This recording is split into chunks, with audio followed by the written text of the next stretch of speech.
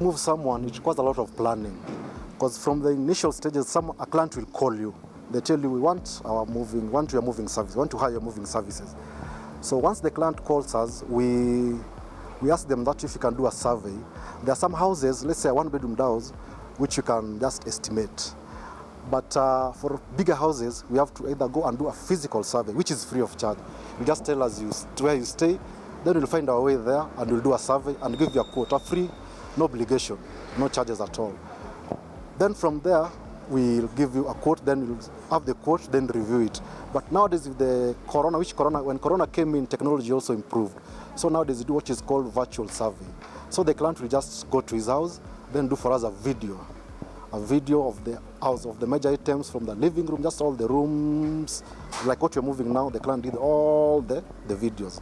So from there, we are able to establish the amount of resources needed, the amount of staff needed for this job, the size of the truck needed for this job, the kind of items the staff have, so that we can decide which materials we need to use.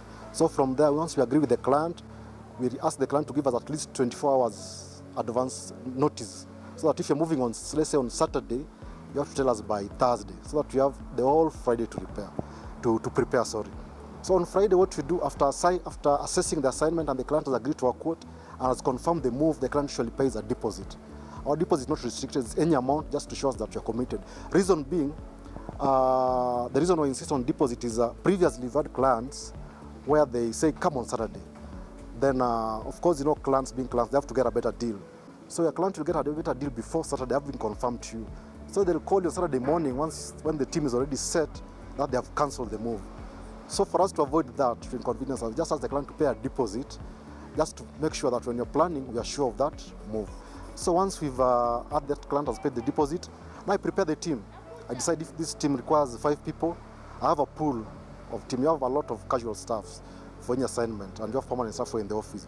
So we call, if a move requires 10 people, I call the 10 people. We feel there's someone who calls the 10 people, they feel they are suitable for this work. Then we prepare them. They gather, we buy the materials needed, the boxes, the packing papers, the wraps, the tapes, everything that is needed for that move. Yeah, then we set the truck ready, and we meet in the office on the moving date at 6. We usually arrive at the client at 8. We prefer it that way. We move there, then we leave all of us together to the client's place. Then we carry the move.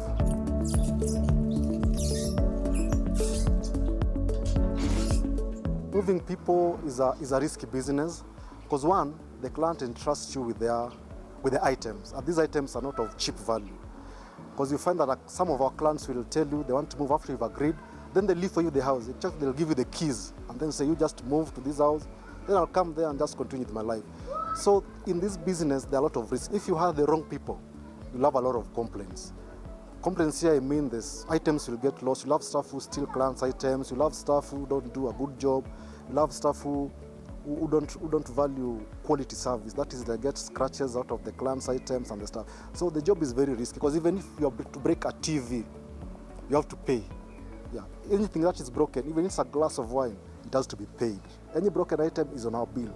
So that's the risky part of this business. But we have an insurance for that as well. But at the same time, we encourage our staff. They are trained in such a way that we avoid such kind of risks.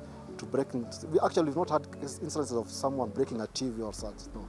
So our staff are highly trained on how to handle these items. So we continue to training them on a continuous basis, so that they get to know when a TV comes. You have some TVs, even if you touch the screen, that TV is gone. So you have to inform our staff that now this TV has come, don't dare touch the screen, because that TV will be kaput like that. So it's about continuous training and information, which has to be done through research continually, so that our staff are prepared accordingly to the task. Our price ranges from varies in different ways. We consider the size of the house, we consider the distance, and we consider the manpower required. We also consider the quality of the items. Let's say there are seats which require some special kind of materials. There are fridges which require some special kind of package. So all those, we consider the raw materials to be used in packaging. So that determines our pricing. But we are usually flexible to work with the client's budget to see how it comes. But generally, it's usually what I've said, the distance, the size of the house, and the staff to be used, and the size of the truck, yeah, and the materials to be used. So basically that's what determines our prices. So it's not a fixed price, but you have a minimum which is 10,000. So even if you want to move one chair, we charge you 10,000. Yes. Actually, some of the challenges experienced at the beginning of starting Emerson was starting a business in Kenya is very difficult.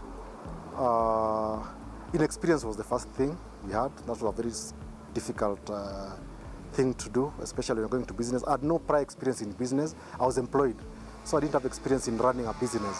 So that was a bit challenging. So I had to shift from earning a salary, you know, to making profits. That was a big challenge for me. So it needed a lot of research as well. Another thing which I experienced, I was not prepared into business because I didn't have a mentor, which I would advise any entrepreneur coming into business to have a mentor. So whatever we learned, or whatever I learned when I was starting Emerson was on the job. So that was a big challenge. Then of course, when you're starting up a business, no bank will give you a loan that easily. So even getting a loan to buy a truck, it has to take some time. The banks have to see what you've done over a period of time for them to even to finance you to do other business. Yeah. So lack of finance is a big challenge.